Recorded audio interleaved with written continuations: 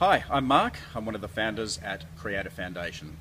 For the last 20 or 30 years that I've been in business, I've heard of foundations, but I was under the impression that they were charitable organisations.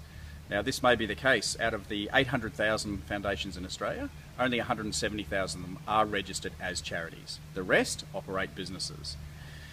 Foundations have the essence of sustaining the people that work within the foundation, fostering and supporting the activities of the foundation, but more importantly, to give back.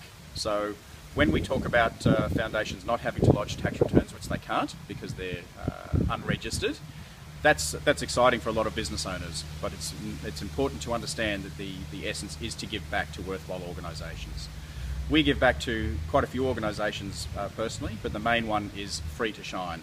Now, last year alone, we helped over 220 girls get into school in Cambodia, which saved them from being at the risk from the sex slave industry.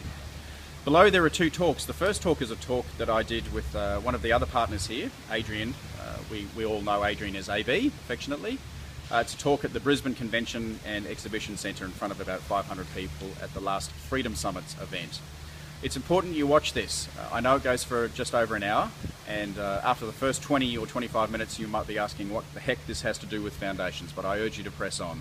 It's very important you understand the difference between the public and the private worlds. So the public world are all entities such as companies, trusts, partnerships, and so on and so forth that have ABNs.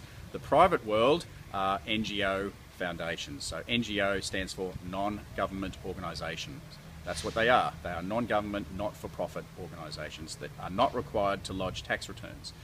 And what that means is that you can be more in charge of your sweat equity, sustain the participants, as I've said, and to give back. The second talk is from a chap known as Graham. Graham is a chartered accountant, and Graham will ratify a lot of what we talk about in the first talk. So I urge you to watch those talks with an open mind, and I'll give you a quick summary at the end. Enjoy.